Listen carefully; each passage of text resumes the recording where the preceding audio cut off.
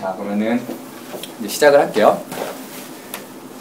네, 저는 일단 프리랜서고요. 지금 디자이너라고 일단 이름을 붙여놓긴 했는데 여기가 디자인과이기 때문에 디자이너라고 그랬고, 저는 여러 가지 직함이 있어요. 어떨 때는 아티스트라고 불리기도 하고, 분야 제가 어느 활동을 하느냐에 따라 아까 공연 좀 일한다고도 얘기했는데 그럴 때는 또 감독님이라고 부르시기도 하고. 네, 그냥 제 얘기를 하게 될 것 같아요. 제가 살아온 얘기, 그다음에 어떻게 보면 가장 중요한 거는 사실 저의 철학, 정체성, 이 부분을 좀 많이 이야기할 것 같아요. 그러니까 여러분한테 남의 얘기일 수 있는데 한번 처음부터 끝까지의 남의 얘기를 한번 들어보시고, 아, 나도 저렇게 할 수 있을까 한번 고민해 보시면 좋을 것 같습니다.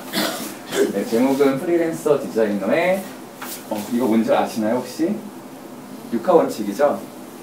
네, 5W1H인데 여러분들이 잘 익숙하신 육하 원칙에 따라서 한번 프리랜서라는 거에 대해서 다시 우리 수업 연구 수업이잖아요. 연구를 한번 해보도록 할게요. 자, 먼저 질문 하나 던지는데, 당신이 가지고 있는 프리랜서에 대한 이미지는 뭘까요? 한번 생각을 해보세요. 오늘 수업은 여러분들이 생각을 좀 많이 하셔야 돼요. 상상하실 것들도 많이 있고. 프리랜서 하면 어떤 모습이신가요? 처음 들어보는 거 아니잖아요, 프리랜서가? 네.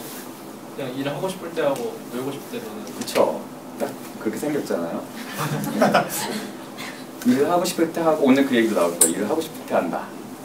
놀고 싶을 때 논다는 얘기는 안 쓴 것 같은데, 네, 여러분들 생각하시는 이미지들이 분명히 있으실 거예요.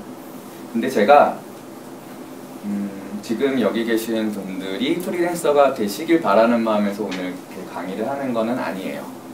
그 다음에 실제로 이 중에서 프리랜서 되실 분이 그렇게 많지는 않을 거라고 생각을 하고요. 근데 혹시라도 오늘 강의를 들으시면서 뭔가 이렇게 마음 한켠에 설레는 그런 것들이 있다, 이런 분들은 저에게 한번 수업이 끝나거나 천천히 얘기를 좀 더 나눠보면 좋을 것 같아요. 그리고 사실 프리랜서 너무 많아도 좀 멋이 없을 것 같아요. 프리랜서는 아주 소수 몇 명만.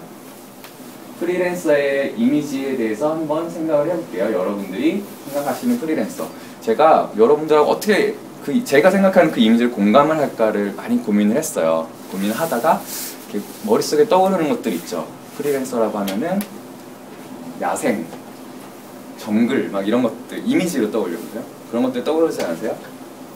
만약에 우리가 무인도에 홀로 남겨진다면, 이런 질문 많이 받죠. 이런 글도 많잖아요. 여러분들이 무인도 홀로 남겨진다면 무엇을 하시겠습니까? 무엇을 들고 가시겠습니까? 근데 지금 여러분들 본인이 스스로 생각하는 것보다 상당히 강한 존재라고 생각을 하셔도 될 것 같아요.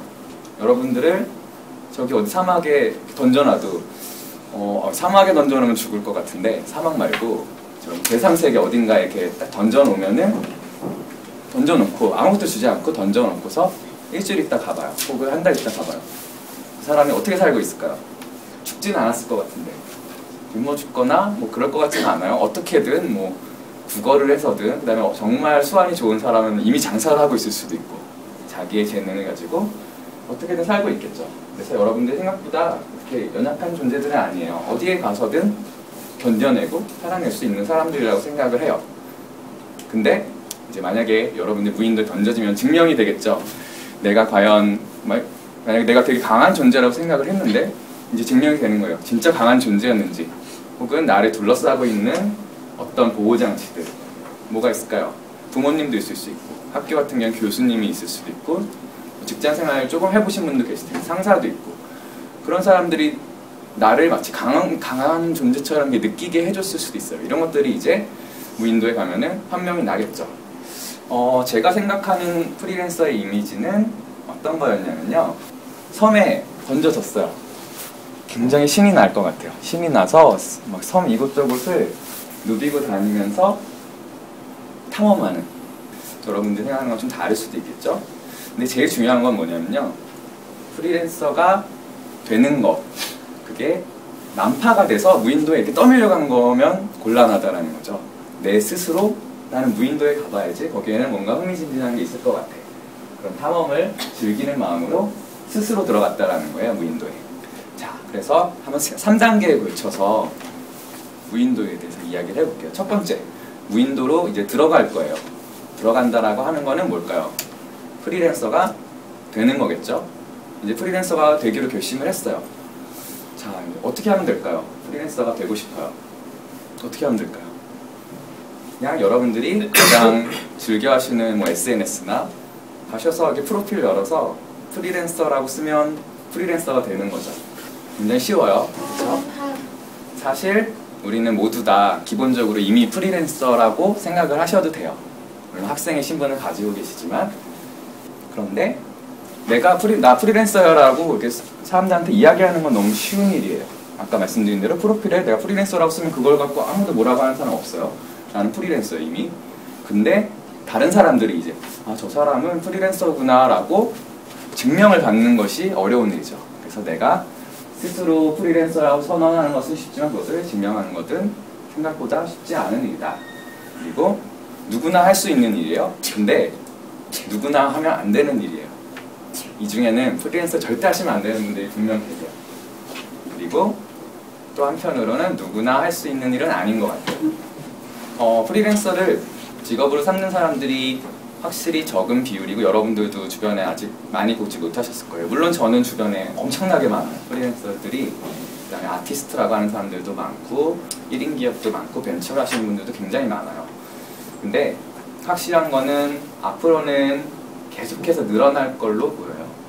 여러분들이 기업 이외에 아직 보신 것들이 많지 않다라고 하면은 조금 더 사실 넓게 보셔야 되는 게 시대가 많이 변하고 있다. 그래서 혼자서 뭔가를 할 수 있는 시대가 됐고 그렇게 하려는 사람들이 아주 빠른 속도로 늘어나고 있다는 거예요. 저는 그 사람들을 만나고 있기 때문에 아주 온몸으로 느끼면서 살고 있고요. 자, 무인도에 들어갔어요. 두 번째, 이제 스텝 2. 이제 무인도를 탐험을 해야 되겠죠. 무인도를 탐험한다는 거는 어떤 걸까요? 무인도에 가면 뭐가 있을까? 탐험을 해봐야겠죠. 일단 떨어졌어요. 떨어진 거는 팩트예요. 그 다음에 이제 나는 뭐를 해야 될지 여기저기 뭐 산도 있을 거고 동굴도 있을 거고 2008년부터 저는 프리랜서를 했어요. 그 전에 회사를 3년 정도 다녔었고요. 사실은 학생 때부터 프리랜서로 일을 많이 했고 회사 다니면서도 퇴근하고 또 프리랜서로 일을 하고 2008년부터는 이제 전업으로 풀타임으로 시작을 해서 아직까지 하고 있는데 제가 2008년부터 6년간 어떻게 살았는지 한번 흔적들을 좀 보여드릴게요. 이건 뭐냐면요. 처음에 제가 하고 싶은 것들이 있는데 이게 뭔지를 모르겠는 거예요. 그래서 사방팔방 열심히 돌아다녔어요. 사람들도 만나고 그 사람으로부터 어떤 정보를 얻어서 또 다른 곳을 찾아가 보기도 하고 이건 제가 정확하게 집계를 한 건데 전시를 114개를 받고 공연을 38회를 받고 포럼 세미나 컨퍼런스를 146회를 가서 들었어요. 여기에는 건축하고 관계없는 것들이 더 많아요. 뭐 인문학, 심지어 의대에 가서 컨퍼런스를 듣기도 하고 누군가의 얘기 듣기보단 직접 가서 좀 확인을 했죠. 워크샵 74회 정도 들었는데 뭐 어떤 거는 몇 달씩 하는 워크샵도 있었고요. 굉장히 많은 스킬들을 사실 혼자 공부했어요. 학교 다닐 때도 혼자 공부한 것들이 많이 있었고 그것만이 아니고 여행도 많이 다녀요. 여행도 많이 다니고 글도 어떤 때는 한 몇 년 동안은 거의 매일 글을 썼었던 것 같아요. 온라인을 통해서 다 사람들이 볼 수 있는 곳에 글을 쓰기도 하고 사진은 정말 많이 찍고요. 몇십만 장이 있어요. 제가 찍은 사진만. 그래서 사진을 가지고 어떤 작업을 하기도 하고요. 네. 그다음에 그냥 계속 아이디어들이 있으면은 아이디어를 가지고 혼자서 기획안들을 만들어 보기도 하고요. 이런 식으로 생각과 감상들을 기록하고 정리를 하죠. 그리고 간접적으로 체험할 수 있는 것들도 많이 있었는데 뭐 회사 다닐 때는 회사에서 잡지를 한 40가지를 구독을 해서 봤어요. 우리는 그 언어의 제약이 없잖아요. 독일 것도 볼 수 있고 다 어차피 그림만 보시잖아요. 이탈리아 책도 볼 수 있고 프랑스 책도 볼 수 있고 분야도 뭐 상관없어요. 건축 아니라도 그런 식으로 책도 많이 봤었고 영화도 많이 보고 방송 요즘은 제가 방송 쪽 일을 하느라 방송을 많이 보는 편이고 올해는 게임을 좀 만들고 싶어서 게임 많이 해봐요. 열심히 게임을 한다는 게 어떤 의미를 들으실지 모르겠는데 진짜 열심히 게임을 해봐요. 애플리케이션 같은 것들도 개발을 하는데 수없이 깔아보죠. 구입해서 깔아보고 해보고 분석해보고 이런 식으로 간접적으로 대신에 아주 적극적으로 체험을 할 수 있어요. 그리고 뭐 유튜브 같은 것들을 통해서 전 세계에 있는 것들을 경험할 수 있고요.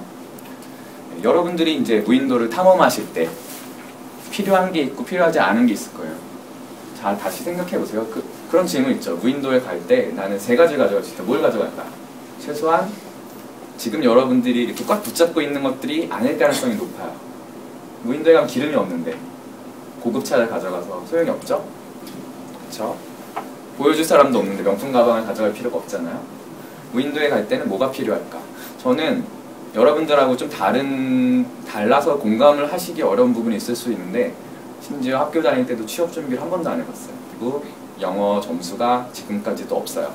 학교 공부는 되게 잘했어요. 근데 잘했다 그러니까 웃기죠. 총장님 상도 받고 근데 밖에 나가서 그걸 어디다 제출해 본 적이 한 번도 없어요. 그리고 제가 학점이 좋아서 학점을 위해서 공부했던 적도 없었던 것 같아요. 그냥 좋아하는 거 열심히 하다 보니까 점수가 잘 나오네. 정말 성적이나 영어 점수 어디다 제출해 본 적이 없어요. 무인도에는 그게 필요하지 않았다라는 거죠. 6년 동안 이렇게 살았는데 친구들은 뭐 유학을 간 친구도 있고 계속 회사를 열심히 다닌 친구들도 있고 창업하신 분도 계세요. 근데 세상에서 약간은 스펙이라고 얘기하는 것들 있죠. 졸업장, 경력 그런 것들이 저를 가리지 않게 계속 걷어냈거든요. 제 학력에 대해서는 표시를 잘 안 하는 편인데 지금 여기 있는 이 스펙이 저한테는 졸업장 하나보다 더 소중하고 그리고 실제로 진짜 본질을 보시는 분들은 이거를 더 인정해 주실 거라고 생각해요. 제 홈페이지에 가시면은 하나하나 기록들이 다 돼 있어요. 메모한 것들, 기록한 것들, 다녀온 것들, 일정들 다 공개가 되어 있어요.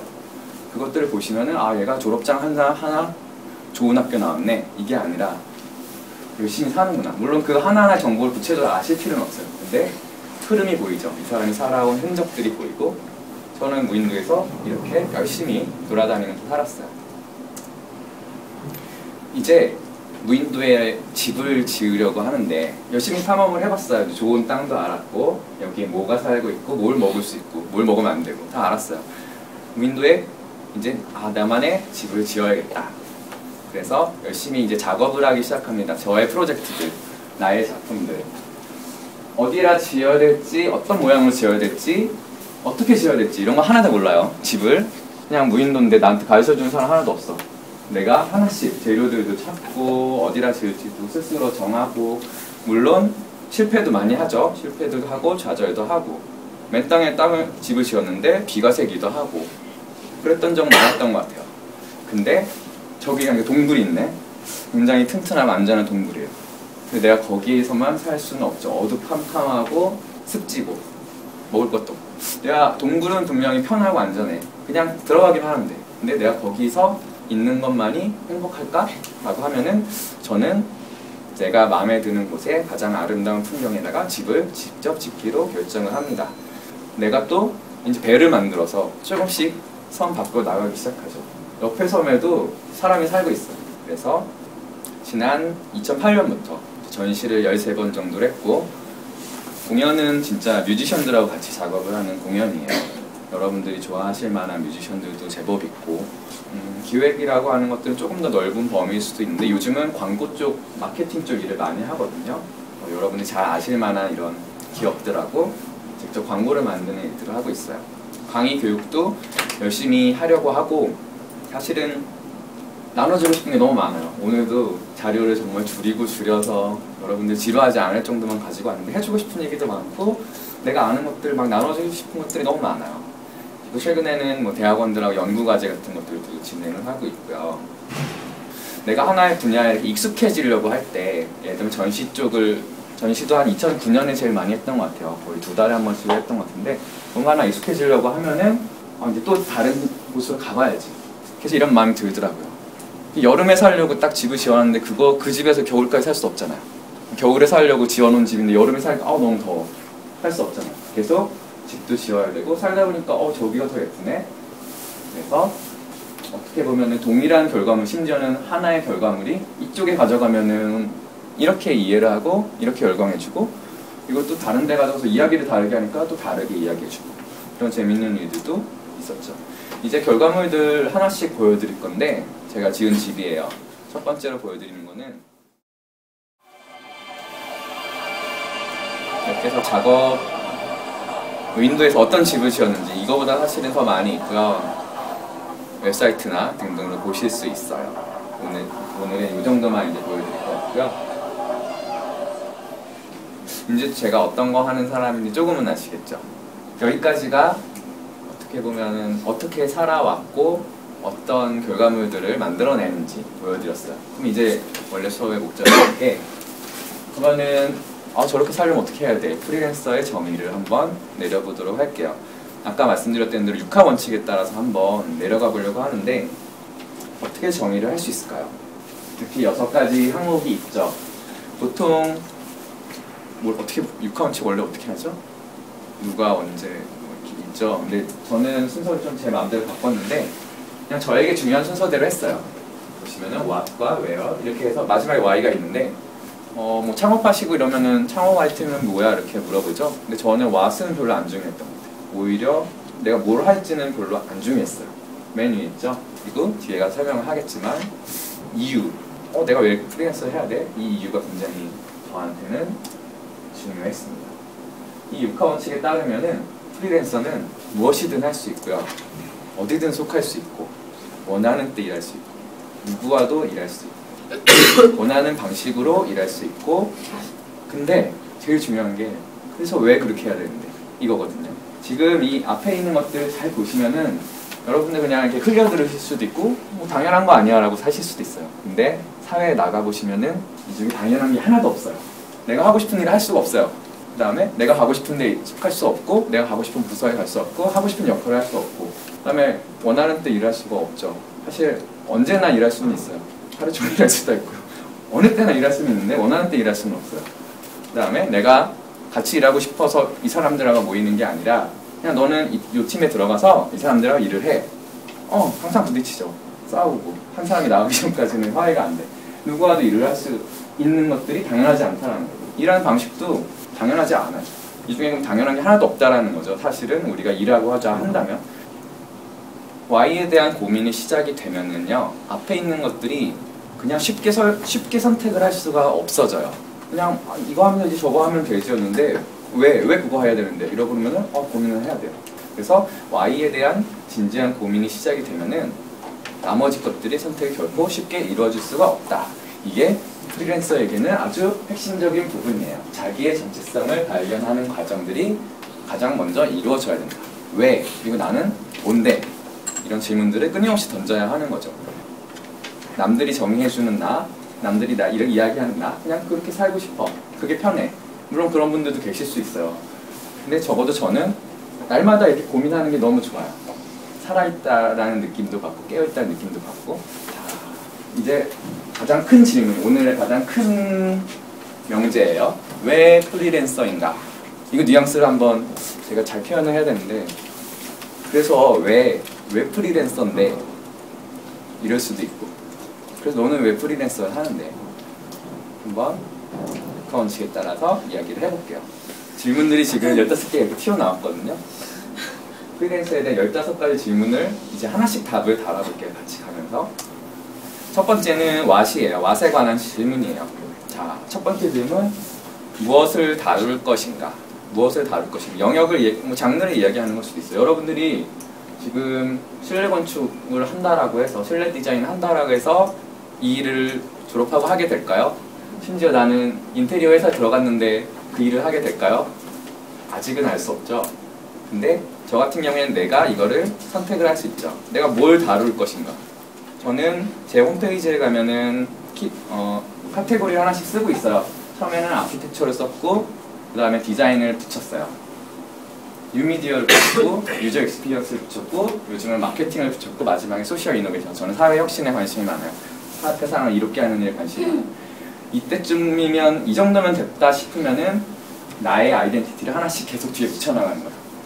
그렇다고 해서 앞에 걸 버리고 가는 건 아니에요. 저는 뭐 인테리어 학교 나왔고요. 건축 공부했고요. 다 계속해서 합치면서 끌어안고 가는 거예요. 다음에는 뭘 하게 될까? 고민을 할 수 있는 거죠. 그래서 난 뭘 하고 싶은데 뭘 다룰 거지? 고민을 할 수 있겠죠. 무인도는 땅이 넓잖아요.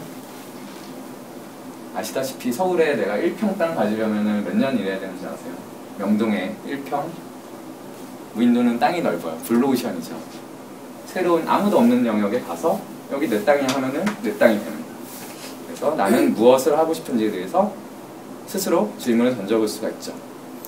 자, 두 번째는 그러면은 그 분야에서 내가 무슨 역할을 할 건데, 저는 건축가이기도 하고 디자이너이기도 하고 어떤 사람들은 저 미디어 아티스트라고 이야기하기도 하고 크리에이티브 디렉터이기도 해요. 어떨 때는 컨설턴트로서 컨설팅을 하기도 하고 교육자, 지금같이 강의를 하는 경우도 있고 워크숍을 기획을 하거나 교육 과정을 만들기도 해요. 그 다음에 어떤 행동가, 내가 가치 있다고 생각하는 것들에 대해서 행동할 수 있는 행동가이기도 해요. 이렇게 다양한 역할들이 있는데 세상이 전문가 시대로 굉장히 오랜 시간을 흘러왔던 것 같아요. 여러분들도 어떻게 보면 한길만 많이 보셨으면은 적어도 그 길이 전문가의 길과 반대되는 길은 아닐 거예요. 석사를 하고 박사를 하고 어떤 필드에서 오랜 시간을 일을 하면서 자꾸 계속 그 분야의 전문가가 되는 거예요. 근데 그렇게 될수록 어떻게 되냐면은 내 시야가 좁아져요. 우물을 깊이 파면 팔수록 우물 밖을 보기엔 점점 힘들어지거든요. 저는 제가 추구하는 건 이래요. 저는 이렇게 다양한 역할들을 한 번씩 경험을 해보고 계속해서 넘어가면서 이 두 사람이 같이 일할 수 있는 연결고리가 되고 이 분야와 저 분야를 둘 다 경험을 해봤기 때문에 물론 그 분야에는 다 전문가들이 계세요. 너무 잘하시는 전문가들이 계세요. 내가 1, 2년 해서 될 일이 아니야 이거는. 그러면은 과감하게 그분들과 같이 일을 하는 거죠. 협업을 하는 거죠. 그래서 저는 그런 촉매자의 역할, 남들이 스페셜리스트가 되라라고 주입처럼 그렇게 해야 돼라고 이야기할 때 제너럴리스트가 돼. 되게 다양한 분야를 아우를 수 있는 넓고 얇게 계속 이런 방향성을 가지고 공부를 하고 있고 지금도 날마다 공부를 하고 있어요. 하루도 쉬지 않고. 네, 밑에 원하지 않아도 모든 역할은 점점 위를 향하게 된다라고 적었는데 무슨 얘기냐면은 여러분들이 회사에 들어가시면은 머지않아 깨닫게 되실 거예요. 분명히 나는 디자인이 좋아서 디자인과에 가고 디자인 회사에 갔는데 시간이 지날수록 나는 디자인을 할 수 있는 기회가 없어져요. 어떤 건지 아세요? 점점 세상은 나이와 직책에 맞게 그 역할들을 부여를 해요. 그러면은 실제로 디자인하고 도면 그리고 현장 나가서 하는 것들은 신입들이 하는 거예요. 대리들이 하는 거야. 직함이 올라갈수록 나는 관리를 해야 되고 영업을 해야 되고 그러니까 나의 역할은 나는 가만히 있어도 시간이 지나고 직책이 변함에 따라 자꾸 위로 역할들 나를 보내려고 하죠. 그때 밑을 바라보지만 이미 그럴 수가 없어요. 그래서 이 끈을 딱 놓아버리는 순간이 생기거든요. 어느 시점이 될지 몰라요. 제 친구들이 지금 회사에서 많이 고민하는 게 이거예요. 나는 디자인을 너무 하고 싶은데 관리직이야. 재미가 없어. 내가 뭘 하려고 이곳에 있는지 모르겠어. 이런 고민을 하게 되죠. 프리랜서는 내가 무슨 역할을 할지 고민하고 선택을 할 수 있어요. 이번에는 웨어로 넘어갔어요. 어느 조직에 속할 것인가. 아까 분명히 개인이라고 했지만 팀으로 일을 할 수 있다라고 말씀을 드렸죠. 회사는 고정된 조직원 구성을 가지고 있어요. 혹은 뭐 회사뿐만 아니라 사실 세상에 많은 조직들이 한 번 정해지면 쉽게 낄 수 없는 조직이라고 보면 있잖아요. 나가려고 하면 막 해코지라고 그런 느낌 있잖아요. 조직. 고정된 구성원의 조직을 가지고 있죠. 심지어 저는 경쟁자들이 기업이기도 해요. 같이 필드에서 만나서 경쟁하는 데들이 중소기업일 수도 있고 대기업이기도 하고 저는 개인이지만 그랬을 때 회사들은 가지고 있는 인력 구성을 할 수 있는 일들을 해요. 저는 이 일을 하기 위해서 사람들을 모으죠. 그게 저한테는 경쟁력이고 차별점이에요. 그렇게 직접 이야기를 해요. 신속하고 유연하게 변화할 수 있는 조직 구조를 가질 수 있다. 프리랜서의 장점이겠죠. 장소도 마찬가지예요. 여기서 말하는 장소는 온라인과 오프라인. 무슨 얘기냐면은 예전의 패러다임으로는 이런 물리적인 공간만을 이야기했다면 여러분은 이미 익숙할 거예요. 온라인 공간이 얼마나 무한대로 확장되고 있는지. 특히 뭐 IT 쪽은 사실 컴퓨터 한 대만 있으면 전 세계를 상대로 마켓을 가질 수 있거든요. 마찬가지예요. 고정된 장소 영역에서 이제는 온라인과 오프라인을 넘나드는 저는 무한대라고 이야기하고 싶어요. 반대로 나는 외국에 있는 소식들을 실시간으로 듣고 SNS를 통해서 나도 나의 모습, 나의 작업들을 세상에 무한대 영역으로 전 세계를 보여줄 수 있어요. 가끔 제 유튜브 영상에 아랍어로 댓글이 달리는 게 아랍어인지 뭐 다른 언어 말인지 몰라요. 근데 달려요, 댓글이. 뭔지 모르겠는데 이런 세상에 살고 있다라는 거죠, 우리가. 네, 이번에는 어느 장소에서 일을 할 것인가. 좀 물리적인 공간으로 한번 얘기를 해볼게요. 강력한 온라인 생태계가 분명 생겼어요. 여러분들 데스크탑 혹은 랩탑 쓰시죠? 포트폴리오 갖고 계시죠? PSD 이런 거 있잖아요. 컴퓨터에 있잖아요. 내 문서, 내 폴더에 뭐 기말 최종, 진짜 최종, 진짜 최종 3 막 이렇게 있잖아요. 파일들. 이것들을 어떻게 보여줄까? 거기만 넣어놓으면 끝이죠. 나만 볼 수 있고 우리 팀만 볼 수 있고 교수님만 볼 수 있어요. 온라인의 등장으로 나는 나의 프로모션을 아무 비용 없이 세상은 전 세계를 대상으로 얼마든지 펼칠 수 있죠. 이런 식으로 장소라는 개념을 조금 넓혀보시면 좋을 것 같아요. 그리고 거꾸로 오프라인 상에서도 한동안은 온라인에 많이 치중했다. 요즘 같은 경우에 모임들, 커뮤니티에 엄청나게 쏟아지고 있어요. 제가 아까 2008년부터 돌아다녔다 그랬는데 그때는 뭐 좋은 것들 이렇게 찾아서 정말 찾기도 힘들었고 찾아도 이렇게 몇 개 안 돼서 그거 하고 나면 또 내일은 또 뭐가 좋은 게 있을까 고민해야 되는데 요즘 같은 경우에는 너무 많아요. 하루에도 막 3, 4개씩 세미나, 무슨 워크샵, 커뮤니티 너무 많아서 내 스케줄에서 선택을 해야 되는 지경이 있는데 급속하게 늘어나고 있는 이런 배움의 기회들, 학교뿐만 아니라 되게 많은 기회들이 있어요. 이런 것도 활용하실 수 있고요. 그래서 여러분들이 기회가 없어서 못했어요 라고는 다 핑계가 되는 거죠. 그런 이야기는 이제 다 핑계가 되는 거예요. 어떻게 생각하시나요? 나한테는 기회가 없었어. 방법을 모르겠어. 네, 조금만 찾아보시면 너무나도 많은 기회들이 펼쳐져 있다는 거죠.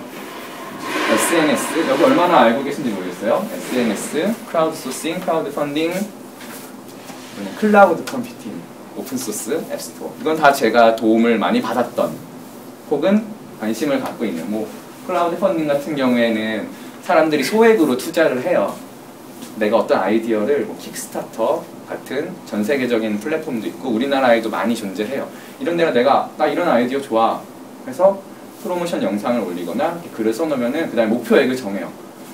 이게 가장 크게 올라간 경우는 어떤 공공 건축 프로젝트도 있었고요. 그거는 몇십억으로 근데 목표액을 채워요. 사람들이 아무 대가 없이 소액으로 아, 저 아이디어 좋은데 멋진데 저게 현실로 이루어지면 좋겠어. 돈을 막 주죠. 기회가 펼쳐지는 거예요. 클라우드 컴퓨팅.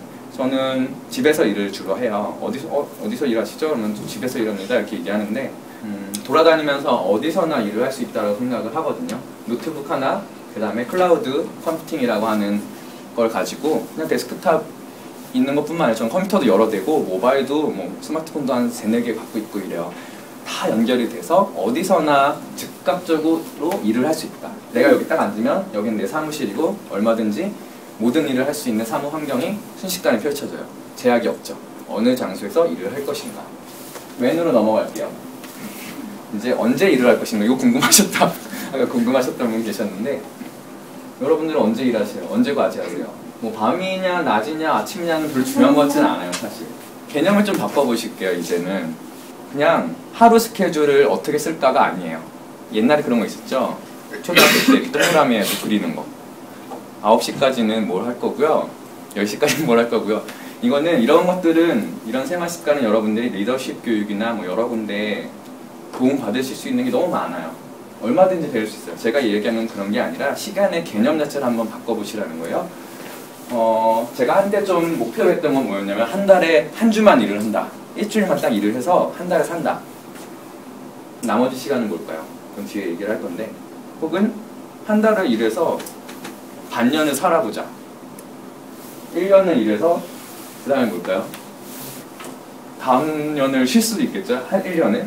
이건 시간의 개념이 전혀 다른 거예요. 그리고 하루가 24시간이라고 생각을 하시죠? 내가 3일 동안 집 밖에 안 나가. 그거는 하루처럼 느껴질 수도 있어요. 누군가에게는. 그리고 일주일이라는 개념. 꼭 주말이 있어야 돼? 주말을 막 기다리면서 하는 직장인들이 있겠죠. 일주일이 너무 몸에 배어 있을 거예요. 월요일이 되면은 몸이 반응을 하고 금요일이 되면 또 다른 방식으로 몸이 반응을 하고, 주말에는 토요일이 다르고 일요일 다르고, 일주일이 나에게 되게 중요한 사람이 있고, 1개월이 월급날이 있으니까 너무 중요한, 여러분들 1개월 별로 안 중요하잖아요. 직장인한테는 한 달 너무 중요하죠. 카드값이 나오니까. 1년 사이클, 이건 또 누군가에게는 1년이라는 개념이 굉장히 중요할 수도 있어요. 근데 절대적인 기준이 아닐 수 있다. 일반적으로 물론 우리가 함께 사는 사회고 사회적 동물이지만, 그 사이클 안에서 살지만 그 안에서 나만의 시간 개념을 얼마든지 가질 수 있다는 거죠. 자신의 시간에 테마를 부여해보자라고 또 이야기를 했었는데, 이건 제 경험이에요. 제가 2008년에 이제 프리랜서를 시작을 하고 나서 첫 번째 1년은 아까 말씀드렸듯이 사방팔방 다니면서 뭐가 있나, 이건 뭐지? 계속 뛰어다녔죠.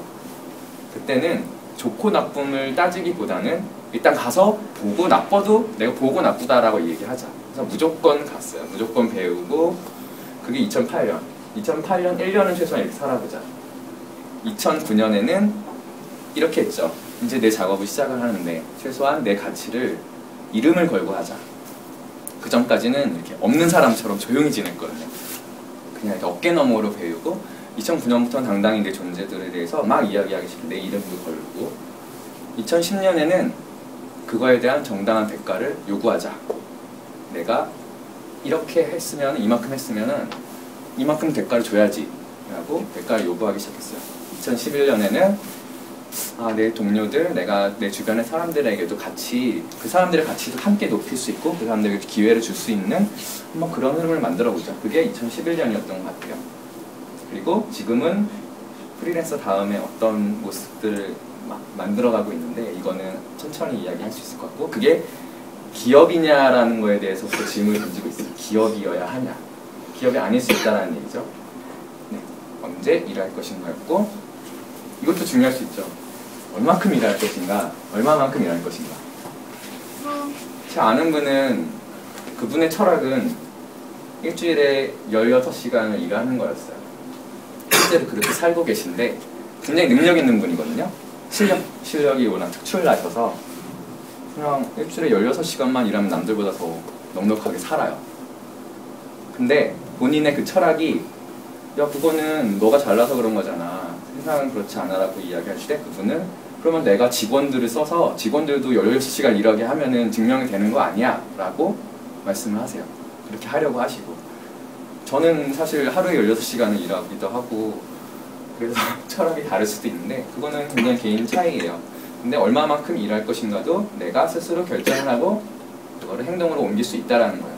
회사에서 이만큼 해, 너는 몇 시에 출근해서 몇 시까지 일을 해, 이게 아니라 내가 그거 하나하나에 의미를 부여하고 짝짝씩 지키다 보면은 그게 나의 규칙이 되는 거죠. 그 시간의 효율을 높이는 방법들은 아까 말씀드린 대로 뭐 리더십이나 여러 자기관리 여러 가지 도움 받으실 수 있으실 거예요. 근데 저는 조금은 다른 거는 몰입의 측면이 굉장히 크다라고 봐요. 회사가, 제가 회사에 있을 때 그랬던 것 같아요. 아침에 가서, 많은 직원들이 그렇게 살아요. 아침에 가서 12시까지 약간은 이렇게 좀 피곤하잖아요. 뭘 했는지 모르겠는데 점심시간이래. 밥을 먹으러 갔어요. 먹고서 약간 인터넷을 하고 일을 한 3시쯤에 시작을 하죠. 근데 퇴근은 12시예요. 아무리 봐도 이거는 내가 아침부터 일을 열심히 하면 6시에 퇴근할 수 있을 것 같은데 아무도 그렇게 하지 않아요. 뭐죠 이거는? 효율이 떨어지는 거죠. 일의 효율이. 몰입이라는 측면이 굉장히 큰데, 저는 멀티태스킹을 상당히 잘하는 편이라고 스스로 이제 평가를 해요. 무슨 얘기냐면, 이거 하다 저거 하다가 잘 돼요. 뭐 이게 뭐 남자는 잘 되고 여자 잘 되고 이런 얘기도 있지만, 모르겠어요. 남자들 중에서는 제가 더 잘할 수도 있을 것 같아요. 근데 그 멀티태스킹이라는 게 이 일과 저 일이 아니라 노는 것과 일하는 것 사이에서 잘 왔다 갔다 해요. 보통은 한참 놀다가 일을 하려고 그러면 이제 약간의 중간에 시간이 좀 많이 소요가 돼요. 자리도 좀 잡아야 되고 마음도 다져야 되고. 월요일이 그렇죠. 주말 월요일에 일을 하려고 하면 잘 안 돼요. 근데 저는 이게 아주 빠르게 왔다 갔다 할 수 있고, 하루 단위, 분 단위, 초 단위까지 이거 하다가 게임하다가 일하다 게임하다 일하다 정말 잘 돼요. 몰입이 그만큼 잘 된다는 거죠. 제가 많이 듣는 얘기가 아, 너 여기 중독 아니야 라고 좀 얘기를 듣는 경우가 있는데 저는 이렇게 생각해요. 제가 일하고 있는 것처럼 보이는데 보면 쉬고 있는 거예요. 놀고 있는 것 같은데 일하고 있는 거예요. 모르겠죠, 무슨 얘기인지. 근데 저는 제 몸은 그렇게 반응을 하고 있는 거예요. 여러분들 충전기 휴대폰 충전할 때 전원 꺼놓고 충전하시는 분도 계시겠지만 그냥 휴대폰은 돌아가고 있고 충전 코드 꽂아놨는데 완충되는 경우도 있죠. 저 같은 경우는 일을 하면 충전이 되고 또 놀아도 항상 충전이 되는 것 같긴 해요. 잠을 좀 안 자는 편이긴 한데 스트레스를 거의 안 받는 성격이기도 하고요. 그래서 얼마큼 일할 건가에 대해서는 내 스스로 많이 고민을 해왔고 이제는 좀 방법들을 찾은 것 같아요. 단순히 그냥 이 도구, 컴퓨터, 캐드, 포토샵 손에 쥐고 있다고 해서 일이 잘 되는 건 아니거든요. 지금 이 자료 같은 것도 사실 한 달 동안 만들었어요. 되게 비효율적이죠. 근데 한 달 동안 그냥 그 주머니 손 넣고 다니다가 뭐 하나 생각나면 적고 스마트폰을 적고 자료는 어제 만들었어요. 저는 도구를 가장 마지막에 잡는 편이거든요. 회사 가면 그렇지 않죠. 도구를 아침부터 잡아서 하루 종일 잡고 있는데 내용이 없어. 저는 최대한 늦게까지 도구를 손에 잡지 않고 생각을 하다가 마지막에 도구를 잡고 딱 끝내버리는 편이에요. 스킬은 상당히 빠르거든요. 어떻게 일하는지, 얼마큼 일하는지는 내가 만들어 나갈 수 있다는 거죠. 일하는 것과 노는 것, 쉬는 것, 배우는 것, 경험 확장해 나가는 것들, 이런 것들이 균형을 가지고요. 경계가 모호해진다. 그리고 그것들이 만들어내는 가장 궁극적인 차이는 뭐냐면요. 그렇게 해서 확보한 시간을 그럼 어디다 쓸 것인가. 일을 적게 했어. 그럼 남은 시간 어떻게 쓸 거니? 나는 그 시간들을 내가 진짜 하고 싶은 일, 필요하다고 생각하는 일들에 적재적소에 잘 활용을 한다는 거고 이게 어떻게 보면 지속 가능한 선순환 구조들을 조금씩 확보해 나가는 방법일 수 있을 것 같아요. 예. 이번에는 후에 대한 이야기예요. 누구의 일을 할 것인가? 누구의 뭘까요? 누구의 일을 할 것인가? 클라이언트 얘기하는 거죠. 클라이언트 굉장히 중요해요. 그리고 누군가는 평생에 진짜 좋은 클라이언트 한번 만나는 게 그게 행운이다. 그게 인생을 바꿔놓는다라고 이야기하시는 분들도 계시거든요. 그 정도 클라이언트는 중요해요. 특히 자기 능력과 잠재력을 알아주는 클라이언트 만나기가 쉽지 않죠. 사실 여러분들 만약 회사에 가시면은 직접적으로 클라이언트를 만나진 않을 거예요. 여러분들은 회사의 옷을 입고 클라이언트와 만나게 되겠죠. 저 같은 경우에는 직접 만나요. 어떨 때는 대기업의 임원급 분들까지 직접 만나기도 하고 아까 뭐 공연 이런 거 얘기했죠. 연예인하고 만나서 미팅을 해요. 그런 식으로 클라이언트라는 것들이 상당히 현실감이 있게 저는 와닿는 존재거든요. 어떤 클라이언트를 만날까? 클라이언트를 만났을 때 제가 하는 방법은 이거예요. 내가 좋아하는 일, 그리고 내가 잘할 수 있는 일, 내가 하고 싶은 일들을 그 사람이 하고 싶게 만들어야 돼요. 사실은 프리랜서라고 하면 이런 경우도 있죠. 용역처럼 이거 해주세요 그러면 예 막 해서 주고 돈 받고 뭔가 클라이언트가 약간은 부족한 걸 갖고 와서 이거 해주세요. 이거는 모르겠어요. 이거 그렇게 좋은 것 같지 않아요 라고 얘기하고 그러면은 어떻게 하면 좋을까요 하면은 대신에 여기서부터 저의 잠재력을 보여줘야 되죠. 내가 미리 고민했던 것들 혹은 내가 그 사람보다 먼저 보고 경험했던 것들을 마구마구 쏟아냅니다. 그 자리에서. 사실 그날 만날 때 내가 뭘 하게 될지도 모르고 갔어요. 미리 준비가 되어 있다는 얘기죠.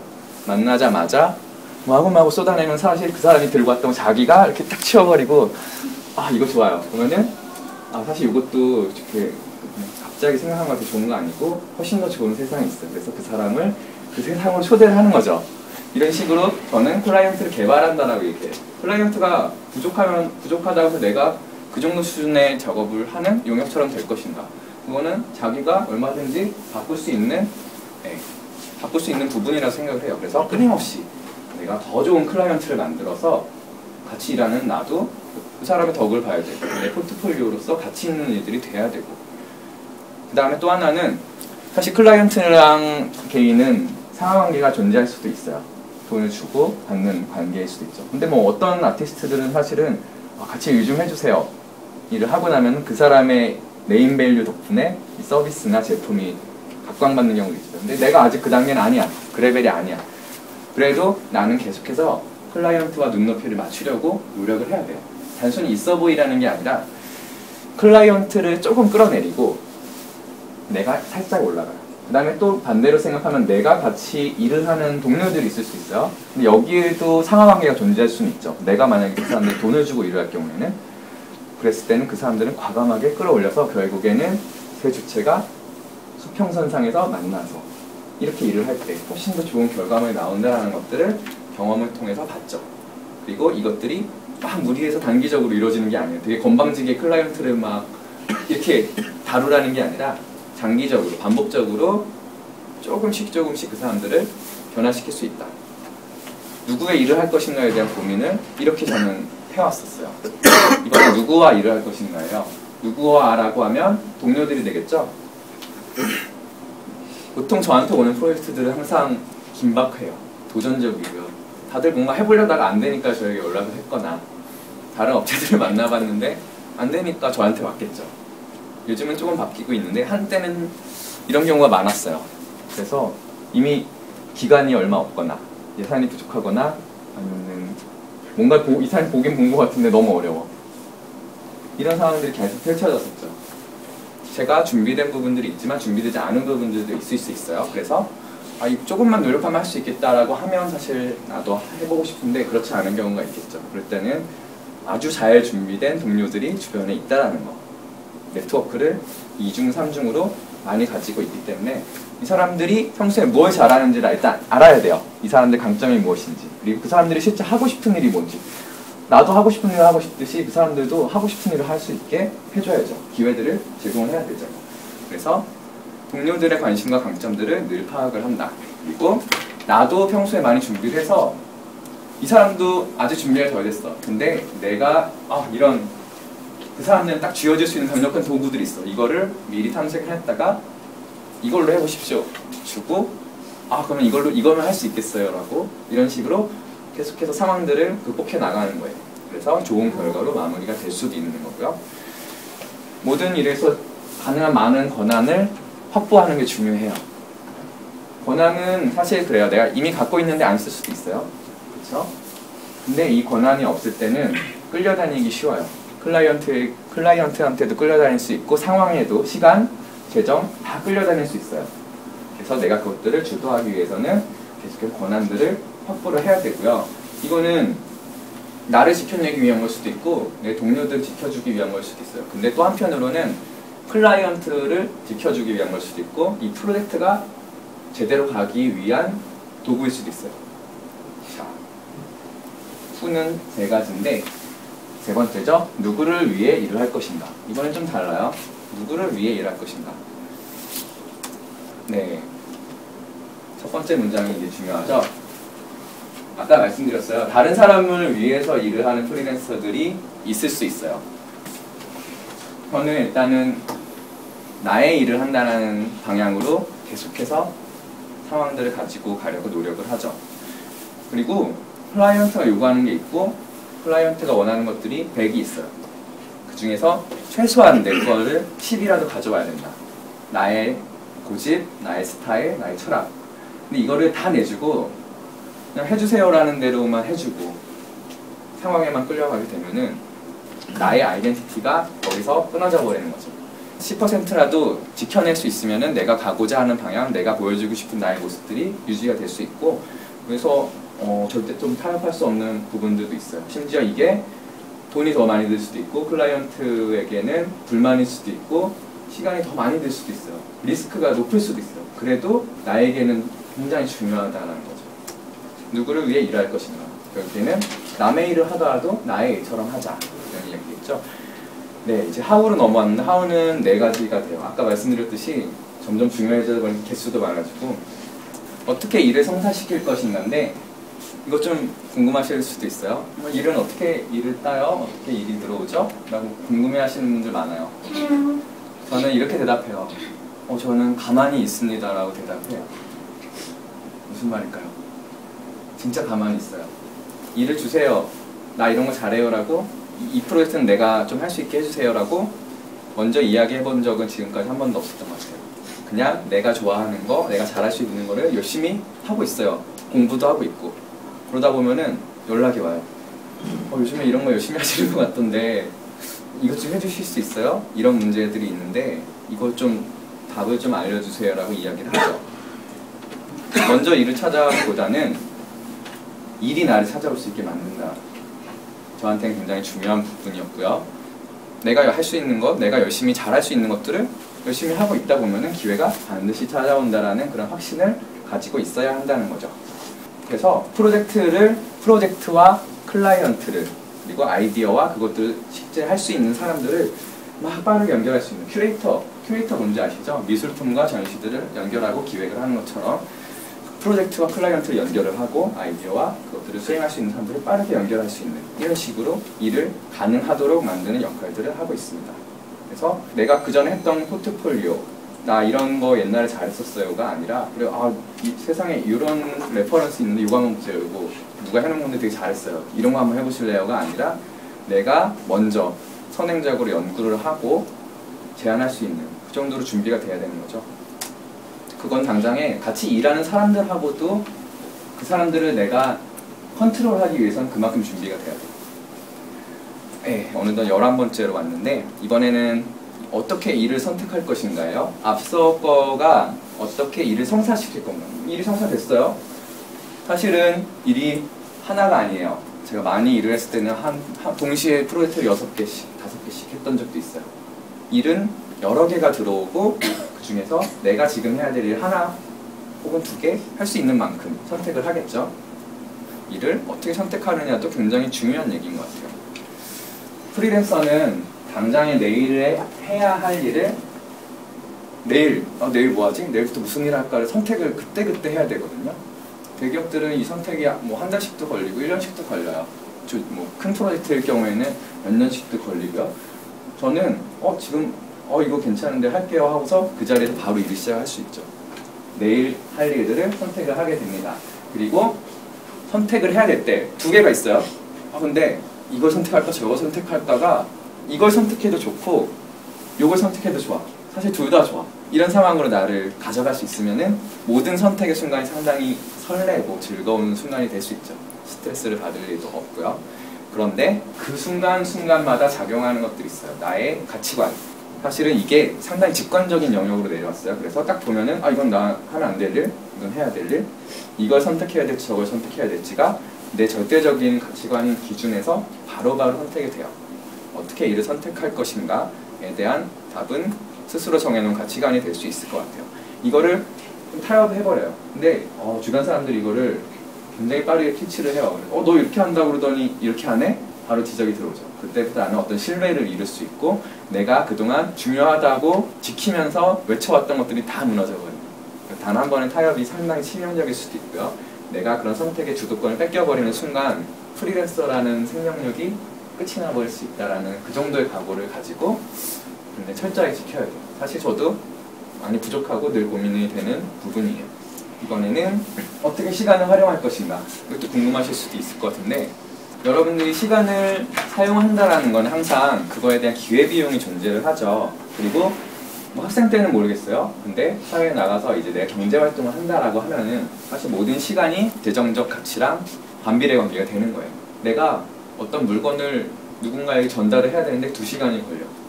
내 시간을 쓰는 건데 내가 택배비보다 내 몸값이 싸다고 생각하면 가는 거고, 안 그러면 택배나 킥을 보내는 거죠.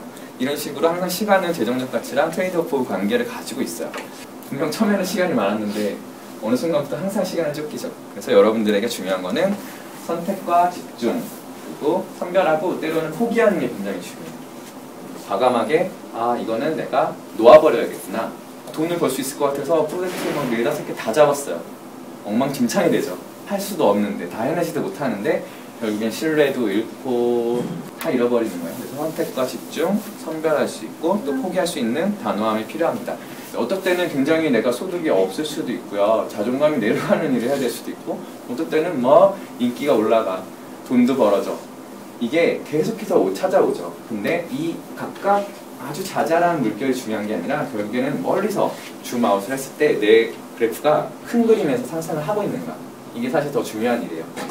기업들도 마찬가지예요. 어떤 때는 투자를 해야 되고 포기해야 되고, 근데 나중에 더 큰 걸 얻기 위해서 궁극적인 상승을 위해서 포기를 하는 거죠. 이번에는 앞에는 이제 어떻게 시간을 활용할 거였으면 이번에는 어떻게 재정을 활용할 건가. 재정은 어떻게 활용할 것인가. 뭐 다른 데서는 와서 연봉 얼마예요? 라고 얘기하셨을 수도 있어요. 구체적인 일이보다 실제적인 얘기보다는 아까 시간의 개념을 한번 바꿔보시라고 한 것처럼 재정의 개념도 한번 바꿔보시라고 좀 이야기를 하고 싶어요.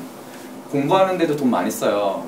어디 이렇게 컨퍼런스 한번 가는데 하루에 뭐 30만 원짜리 수업 듣기도 하고 100만 원짜리 워크숍을 듣기도 해요.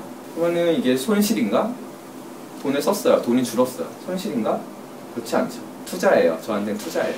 기업들도 사실 어떤 제품을 개발한다, R&D, 투자를 하죠. 결국에는 그것들을 통해서 나중에 회사를 다시 일으킬 수 있고 궁극적으로는 거대한 이득을 가져가는 거죠. 그래서 저도 내가 기업이라는 생각으로 계속해서 나에게 투자를 해요. 가치를 높이는 적절한 투자를 필요로 한다. 제가 하는 일은 세 가지로 나눌 수 있을 것 같아요. 돈이 되는 일이 있어요, 일단. 그리고 돈이 안 되는 일. 그 다음에 이건 뭐죠? 돈을 쓰는 일이 있어요. 일이에요. 실제 클라이언트도 있고 프로젝트도 있어요. 근데 내 돈을 쓰면서 프로젝트를 할 때가 있어요. 전시? 특히 전시가 그런 것 같아요. 전시 예산보다 항상 2배씩 써요. 그럼 뭐야? 얻는 게 없잖아. 물론 그럼 돈 어디서 벌어? 돈은 다른 프로젝트에서 이만큼을 벌죠. 돈 안 되는 일, 돈 쓰는 일, 돈 되는 일을 다 합쳤을 때 결국에는 내가 이 정도면 됐어. 과감하게 돈 쓰는 일도 할 수 있고 돈이 안 되는 일도 선택을 할 수 있는 거죠. 한번 축구 선수의 예를 들어볼까요? 축구 선수들 항상 이렇게 경기 나가고 싶어 하잖아요. 아시죠? 근데 맨날 경기를 해. 월요일부터 토요일까지. 보통 선수들은 주말에 경기를 한 번을 하고요. 나머지 6일은 쉬거나 컨디션을 관리를 해요. 혹은 팀 전술을 위해서 팀원들과 같이 훈련을 하기도 하고요. 혹은 비디오를 통해서 다른 팀의 경기를 보면서 전력을 분석을 하기도 하죠. 그리고 시즌이 끝났어요. 이게 우승팀이 나오고 시즌이 끝나고 나면 또 그 겨울에 혹은 여름에 또 해야 될 일이 있고 어쩔 때는 내 가치를 높이기 위해서 팀을 옮기기 위해서 이적 시장에 뛰어들어야 될 때도 있고 혹은 마케팅을 위해서 다른 일을 해야 될 수도 있죠. 이런 식으로 돈이라는 것들은 벌기 위해서 계속 뛰어들면 안 돼요. 예를 들어서 아까 제가 한 달에 일주일만 일해서 살 수 있다. 그럼 나머지 4주를 제가 일을 똑같이 해봐요. 돈을 5배 벌겠죠. 굉장히 좋지 않아요? 그러면은 그 다음 달은 어떻게 될까요? 그 다음 달까지는 똑같이 벌 수 있을 것 같아요. 계속 가볼까요? 어떻게 될까요? 저는 점점 더 경쟁력을 잃어버리고 지치죠. 지치는 것만이 아니라 저는 계속 공부를 하고 새로운 것들을 끄집어내야 되고 사람들을 만나고 아이디어를 만들어내야 되는데 돈 벌기 위해서 일만 하다가 나의 경쟁력은 더 멀리 가버리고 그동안 어렵게 만들어놓은 이 선순환 구조가 어르르 무너지는 거예요. 결국에는 내가 무엇을 해야 될지 너무 근시안적으로 보지 말고 장기적인 모습들을 꿈꿀 수 있어야 합니다. 이제 가장 중요한 걸로 넘어왔어요. Why. 이제 이 문장 좀 그렇죠. 지금까지 얘기한 거 다 집어넣는 것 같죠? 이거 뭐 가치가 아니야 이럴 수도 있는데 그만큼 제가 강조를 하고 싶은 거예요. 왜 이 시간 이 자리에 이렇게 이 사람들과 이 일을 해야 되나? 한마디로 얘기하면은 앞서 얘기한 것들 why, when, where, how, who, what이 다 중요해. 근데 그것들에 대해서 항상 질문을 던져봐야 된다는 거죠. 왜? 모든 상황과 모든 조건들에 대해서 선택에 대해서 당연하다고 생각하지 말고 당연하지 않다라는 생각으로 질문을 던져봐야 돼요. 이거는 굉장히 존재론적인 차원으로 가요. 무인도에 있으면 그렇겠죠. 나 스스로를 돌아보는 시간이 많아지고 모든 자잘한 거에 이유를 가질 수밖에 없어요. 그냥 시간이 쫓겨서 살다 보면은 이유 없이 남들이 하니까 그냥 당연한 것처럼 이렇게 하는 것들이 많죠. 앞서 말씀드렸던 13가지 질문들에 대해서 전부 다 이유를 물어볼 수 있어야 돼요. 지금 이 자리에 계시는 여러분들도 마찬가지라고 생각해요. 지금 내가 이 수업 왜 와 있지도 생각을 해봐야 되는 거고, 그쵸? 내가 이 숙제를 왜 해야 되는지, 선생님들이, 교수님들이 이거 왜 배우라고 그래? 아까 제가 말씀드렸죠. 지구가, 저 고등학교 때 지구가 선택이었거든요. 이렇게 필요하다고 얘기했으면 되게 열심히 했을 것 같단 말이죠. 프로그래밍 하다 보면은 미적분이 필요해. 이렇게 쓸 수 있는 거, 이유를 알았으면 되게 열심히 했을 거라는 거죠. 이유를 고민하시는 것들이 필요합니다. 마지막 질문이네요. 앞에 거보다 조금 더 중요한데 이거는 지극히 주관적인 부분이 있어요. 저는 항상 이 방법을 씁니다. 나는 왜 이 선택을 하지 말아야 하나? 천천히 가는 게 더 힘들더라고요. 빨리 가는 거 쉬워요. 가속도가 붙기 시작하면은 예를 들어 이 프로젝트를 잘했어. 그러면 그 분야에서 비슷한 사람들이 나도 그거 해주세요. 이렇게 올 수 있어요. 그때 과감하게 저는 은퇴했습니다 이러고 다른 업계로 넘어갈 수 있는 용기가 필요한 거예요. 혹은 몇 달씩 내가 잠시 쉬면서 다시 공부를 하거나 충전을 할 필요가 있다는 거죠. 매번 선택 때마다 나 이거 왜 하지 말아야 되지? 난 이거 하면 안 돼. 왜 하지 말아야 되지? 계속 질문을 던집니다. 뭐든지 해야 하는 이유는 너무 쉽게 찾을 수 있어요. 그리고 타협하기가 쉬워요. 나 이거 하고 싶어. 하고 싶은 욕구는 굉장히 커요. 근데 하면 안 되는 이유는 발견을 해야 돼요. 노력을 해서 발견을 해야 되고, 지금 자연스럽게 붙어있는 이 가속도를 반대편의 힘으로 막 끌어내서 속도를 줄일 수 있어야 돼요. 그래서 해야 하는 이유보다 더 강한 분별력을 가지는 것은 하지 않아야 되는 이유가 될 수 있다는 거죠. 그리고 나에게 정말 도움이 됐던 거는 이거였어요. 이 프로젝트가 들어와요. 나 이거 하지 말아야 되는데 왜 하지 말아야 되지? 이유를 막 찾아요. 그 이유를 찾다 못 찾으면 이건 내가 해야 될 일이다. 이렇게 되는 거죠. 근데 나머지 일들은 이유들이 너무 많아요. 이건 하면 안 되는 이유들이 참 많아요. 내 가치관이 터있기 때문에 이것들을 다 넘어서는 그 일을 할 때 오히려 내 가치가 높아지고 더 빨리 갈 수 있더라. 지금까지 15가지 질문을 한번 보여드렸어요. 한번 여러분들이 이거에 대해 얼마큼 지금 진지하게 고민해 보셨는지 모르겠는데, 궁극적으로 이 15가지 질문에서 이제 앤서예요. 대답은 자신만의 스토리를 발견해라라는 해답을 한번 여러분들께 드려볼 수 있을 것 같아요. 그 각각에 대한 대답이 이 하나가 될 수 있지 않을까라는 생각이 들고요. 스토리라는 게 어떤 거죠? 지금까지 제가 이야기한 게 사실 다 스토리였어요. 남들하고 좀 다른 부분도 분명히 있었죠. 책에서 본 거, TV에서 본 거, 선배들이 이야기해 준 거, 부모님이 이야기한 거, 좀 다른 부분이 있죠. 이거는 맞다, 이게 틀렸다가 아니라 이거는 그냥 저의 스토리예요. 좋고 나쁨의 차원이 아닌 거죠. 하지만 분명히 차별화는 될 수 있어요. 내가 그 사람들과 다르다라는 마찬가지 존재론적인 이야기죠. 스토리. 그래서 여러분의 스토리를 발견해라라고 이야기할 수 있을 것 같아요. 자, 제가 오늘 지금 여기 서서 이제 강의를 하고 있어요. 제가 여기 왜 왔을까요? 강사료를 받기 위해 왔을까요? 교수님이 하라고 해서 할까요? 왜 왔을까요? 저는 이유를 많이 찾을 수 있었는데, 하나는 지금까지 다 제 얘기였죠. 제 스스로를 한번 정리해 볼 수 있는, 굉장히 많은 에너지를 쏟았어요. 이걸 내용을 정리하기 위해서. 사실 보시는 분들보다 제가 더 막 보면 내 얘기니까. 나는 이거를 이 내용들을 스토리를 만들기 위해서 굉장히 노력을 했거든요. 그리고 여러분들한테 보여줄 수 있어서 이 강의를 지금 하고 있는 그런 이유가 될 수 있는 것 같아요. 그리고 지금 이 강의의 내용들을 또 다른 사람들한테 전달할 수 있겠죠. 물론 훨씬 적은 에너지가 들겠죠. 저는 여러 가지 스토리를 가지고 있어요. 한 번은 클라이언트를 만났을 때 이런 얘기 들었어요. 저는 명함을 안 쓰거든요. 명함 이렇게 주고받는 게 여러분들이 회사에 가시고 하면 굉장히 자연스러운 일이에요. 명함을 받죠. 나는 명함이 없어. 처음엔 이게 되게 뻘쭘했어요. 저는 명함 안 씁니다라는 말을 되게 수줍게 이렇게 명함 이렇게 얘기했었는데, 이제는 저는 명함 안 씁니다. 그래서 그렇게 당당하게 얘기를 해요. 이유가 왜 명함 안 쓰시죠? 프리랜서 명함 써야 되지 않아요? 그거에 대해서 이렇게 얘기하죠. 어차피 이거 드려도 연락하실 분은, 안 드려도 연락하실 분은 하시고요. 드려도 연락 안 하실 분은 안 한다고. 실제로 그래요. 내가 연락처 하나도 안 줘도 진짜 나를 필요한 사람은 어떻게든 찾아서 물어서 검색을 해서든지 나한테 연락이 와요. 명함은 뭐야? 명함은 나한테는 필요 없는 거죠. 근데 한 분이 이런 얘기를 하시더라고요. 미팅을 열심히 하고서 끝나고 딱 나오는데 어떤 분이 오늘 뵙고 나니까 명함이 있으면 이상하실 것 같아요 라고 저한테 이야기하시더라고요. 되게 멋있죠? 제가 명함에다가 저는 무슨 디자이너입니다, 미디어 아티스트입니다 라고 딱 써서 드렸어요. 이 사람은 미디어 아티스트구나 이렇게 정의를 했겠죠? 받아들였겠죠? 그 다음에 제가 보여주는 다른 것들도 사실 그 틀 안에 집어넣어서 보게 될 수도 있을 것 같아요. 근데 이 사람이 나를 이해하는 아이덴티티는 이거예요. 명함이 있으면 이상할 것 같은 사람. 이게 제 스토리예요. 그 사람은 나를 이렇게 이해를 한 거고 그렇게 인지를 한 거예요.